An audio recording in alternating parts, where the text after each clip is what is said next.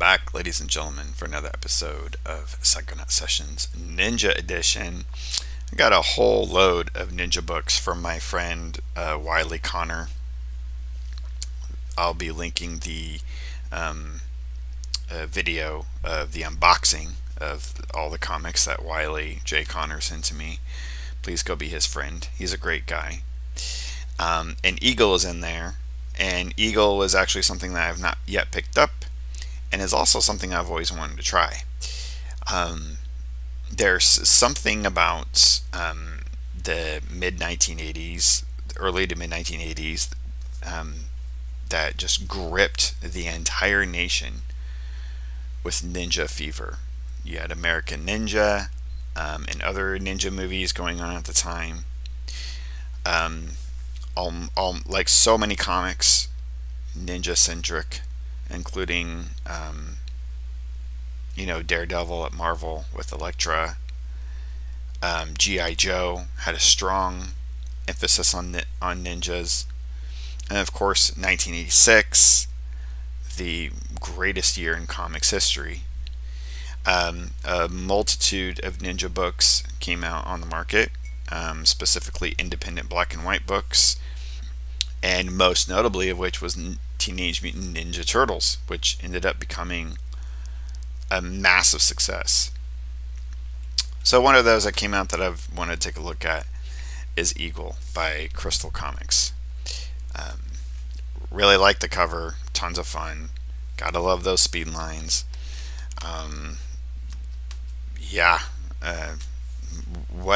What about this could Daniel Moeller not love, ladies and gentlemen? If you know me, you know that this is something that I am ready for. So this is done by Neil Vokes and Rich Rankin, and the script assistance by Jack Herman.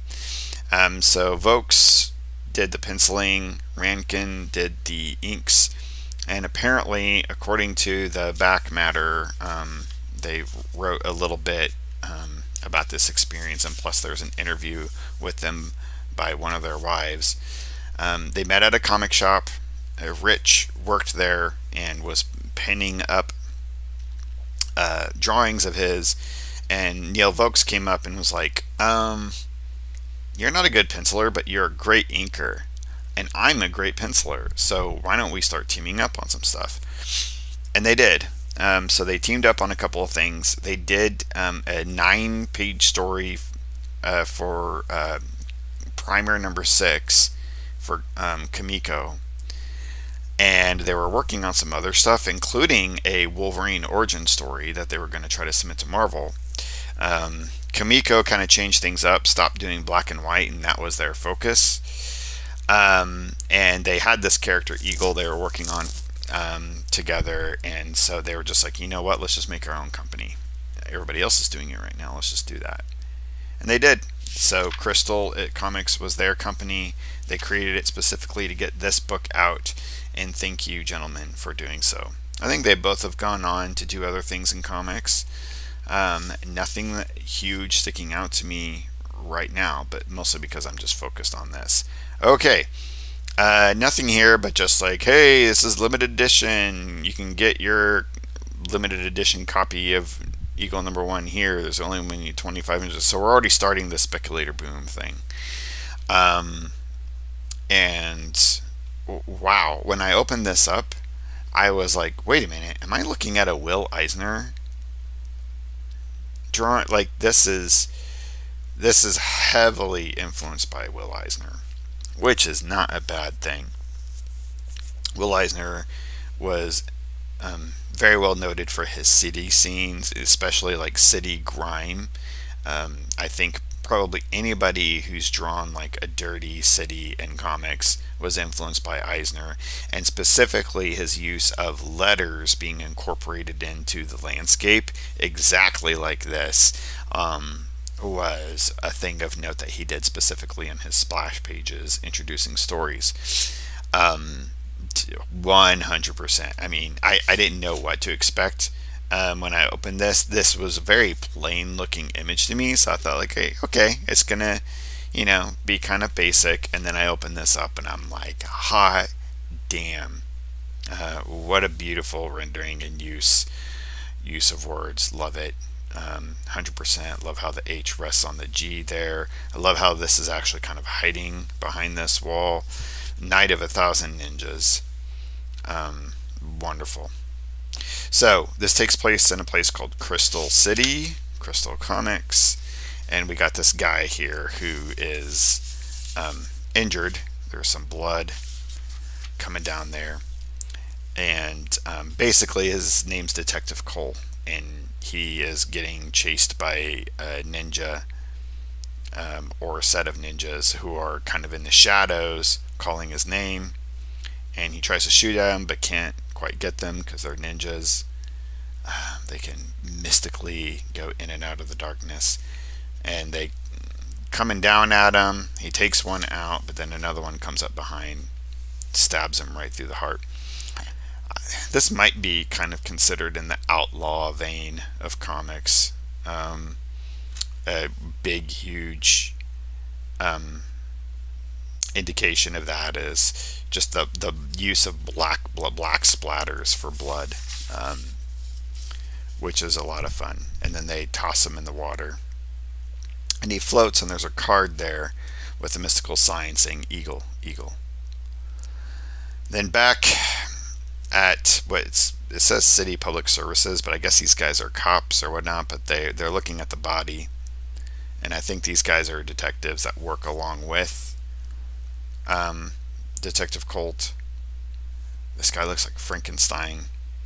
And then Eagle shows up. So Eagle is kind of like a detective vigilante ninja, and it's already kind of like established that he's a presence. They don't like him, but they also kind of probably need him, but they don't like the fact that they need him. So it's that kind of dynamic, and he just goes around solving crimes, I guess. This dude's trying to like threaten him, and easily gets kind of taken out with a glare. But immediately, I mean, this is Eagle. He's always going to be in black. It's always going to be flat blacks. And as you look through the book, to me, it's very much going to seem like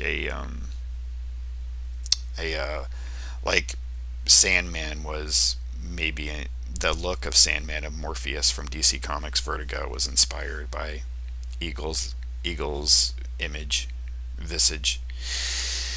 So he's basically telling them, stay out of my way. Colt was a personal friend of mine. Whoever killed him left a card with my name on it. So I need to hunt these people down, so stay out of my way. And then there's a side storyline where the detectives are talking about supplying security for this like biolab, and this biolab is shipping stuff out of this lab area, and then the truck gets taken out by these two weird looking dudes on the cliffside, and that's the only thing we hear of that story. So a side story starting there, in the hopes that we'll see more in the future. And then just a lot of so Eagle walking around, and I didn't realize this, but he essentially teleports in here, and see, that looks very much like Morpheus Sandman. He teleports into the morgue, goes to the body, and mystically connects with it, and there's this orb that he talks to and helps provide powers. And so this orb, I don't know if he has the power, mystical powers, or if the orb has mystical powers, if that helped him. But basically the orb allowed him to telepathically connect in with the dead body and the last memories of the dead body. And this detective basically stumbled upon this like cult of ninjas in the city at this warehouse, and walked right into one of their rallies, started shooting up, trying to take them out, and of course they chased them down and killed them. Sounds very familiar to Team and T. Like none of these ideas, just like with Teenage Mutant Ninja Turtles wasn't original. Like none of these ideas were original. bet everybody had these like clans of ninjas that were like taking over as a gang. I just like love it. I love it. It's so 80s. I love it.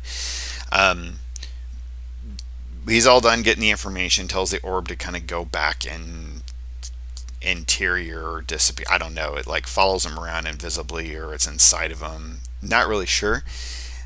And then he even refers to it as a leech. So I don't know what the heck is going on there. So it's cool. He's not only a ninja, but he has these like weird mystical powers and stuff. Then we get the big bad. The big bad is kind of looking through his own crystal orb, and watching Eagle from afar. And then we see Eagle in his chamber, in his meditation chamber. This is really cool. And he's kind of like building in like Reiki or energy or something to be able to go do what he needs to do. And then he goes to the warehouse itself, and we get the cool, of course, city scenes, and you know, the dark clouds in the background, lightning. It's just like, this is so like 100% 1986. Just beautiful, and all really well done. I mean, you know, he's really trying to do things in different perspectives. Both the artists are, and doing a really great job. The inking is wonderful. So these guys are having a rally again. The big bad is this dude with this mask on with horns, and he's of course on the roof watching down below from afar. Through every warehouse in the 80s and every comic has this like glass roof. You would think criminals would stop having these glass roofs for people like Batman and others to jump through. Really cool rendering of the rain here. These guys are really going all for it. I mean, this is their first fully fledged comic, and they're just like, they're taking off with it. Vokes and Rankin just kicking some major ass. Jumps through, of course, and the guy, the big bad's expecting him. This is the main henchman, Wakaru. But anyway, Eagle gets surrounded by a whole entourage, so that's a lot of fun. Double page spread there of what's the haps. A lot of blacks. I mean, it's one of those cases where it's like, it works, you know. And it is cool that we're seeing a lot of like zip-a-tone sort of stuff, which is always indicative of a good 80s comic. And then so we get many different pages of him just taking out all these ninjas one by one. It gets a little wordy because it gets to that kind of that point where it's like he's explaining what he's doing. And in some cases, you know, I think it's like helpful because you're kind of seeing how it's not perfect. He is getting cut up a little bit and he's struggling, he's getting tired, but in some cases too, it's just like, now I'm going to do this, now I'm going to do that. It's like, I know, I see that you're doing that. They start cutting down on the words on a little bit here. He takes out all of the dudes. A lot of cool just fighting scenes though. Really, really great. And then Wakaru tries to take him on because he's the last one standing. And of course he has this like, he can tell that Wakaru is like better than all of those dudes combined. They have a very brief confrontation though, and he takes out Wakaru, and Wakaru's dying, pleading to his master for forgiveness, and the master's like, oh, you pathetic whelp. So he tries to take out the main master, Kagami, that's his name, throws his sword into him, doesn't do much, he's laughing, so he comes in and tries to fight hand to hand, gets taken out. And then he kind of realizes he needs to hide in the shadows, so he starts hiding in the shadows, goes back into Kagami's personal chamber, and picks up that big, I didn't realize what this was at first. I was like, what the heck is he picking up? And then I had to go back a couple pages. It's that big orb thing, seeing glass orb, crystal ball, whatever thing that Kagami was using. Throws it on him, and he kind of explodes in this like mystical whatever. And the mask is still talking. He's like, you may have killed Lord Kagami, but you haven't destroyed me. And the smoke wisps away. So it's some kind of demon or something possessing this guy. Looks like. What's my assessment? 100% fucking loved this. I've added all of the issues of Eagle that I don't have now. Wiley Connor gave me 3. It's like issue 1, 2, and 7.